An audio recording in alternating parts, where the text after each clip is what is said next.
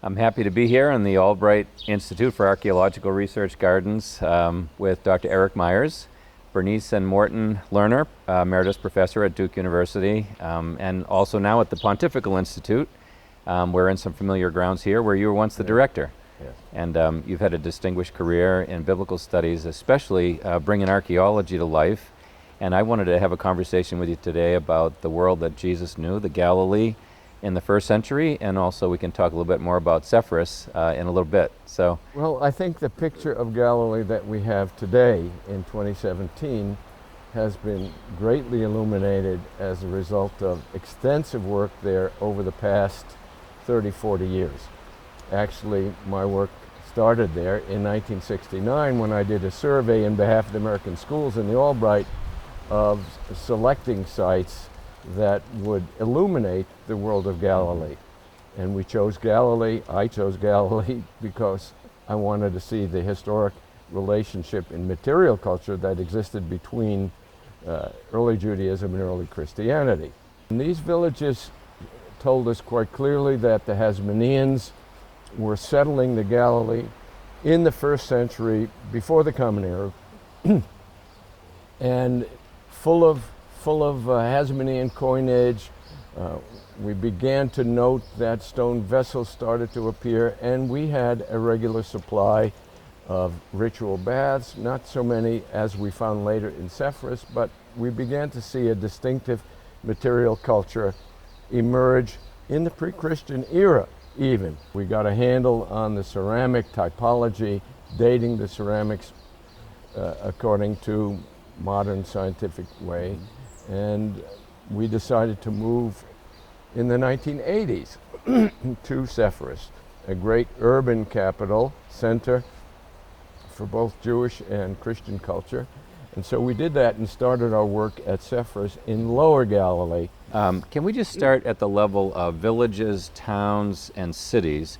Can you help us understand what those differentiate, how to differentiate between those? Well, first there's the size. The smallest would be a village or a hamlet, and we have all sorts of little hamlets established throughout the Galilee, and would be, 400, 600 souls. Like Nazareth. Nazareth would be in the smallest. Nazareth would be the smallest type of settlement in the Galilee. Then they would go up into the 1,000, 1,200, 1,600, and that would be, I guess you'd call a town. And what would be the difference between a village and town besides size? You would have more common resources as you get up in size, such as a proper water system or large well or cistern that would be used by multiple families, shared resources. So then what about a city? I mean, what is every city really a polis with all kinds of Hellenistic influence? Or are there some cities that are just overgrown towns? And well, it's important to note that Judea, Jerusalem, was highly Hellenized much earlier than the Galilee. Even though the Greeks put in polis cities in the 3rd century, in the north, they more or less ringed the Galilee and didn't put it in the heart of Galilee. So the two places that emerged as major cities in Galilee that had an influence was Tiberias and most of all Sepphoris.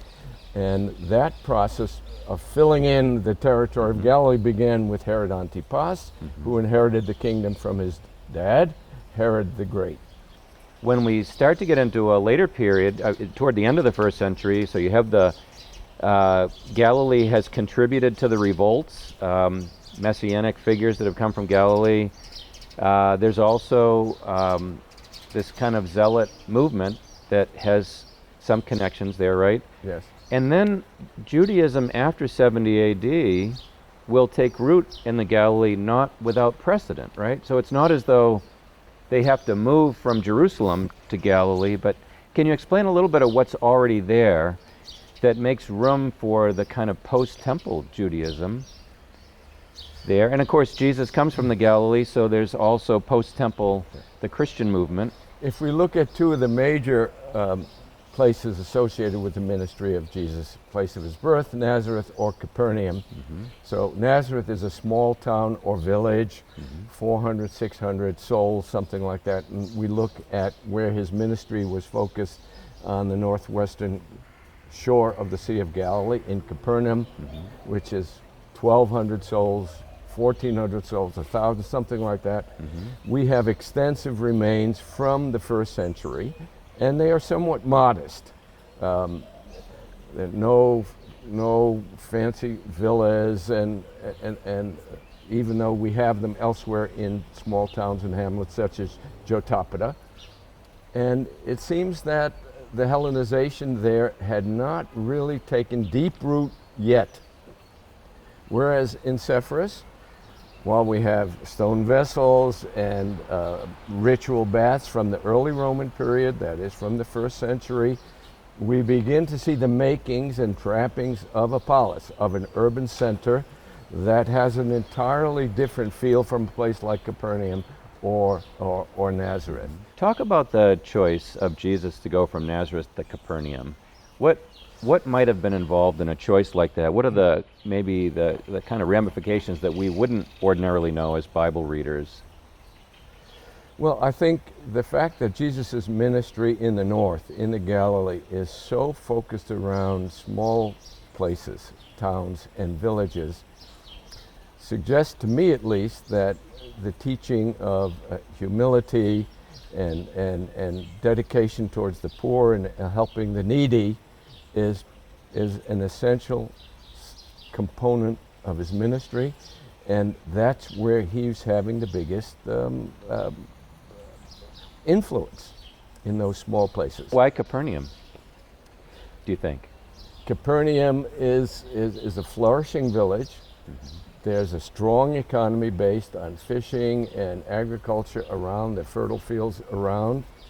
It's not only flourishing, we're getting, I would call it almost a wave of economic prosperity that's there, but without the flashiness of the urban center. These are towns that are flourishing. Right.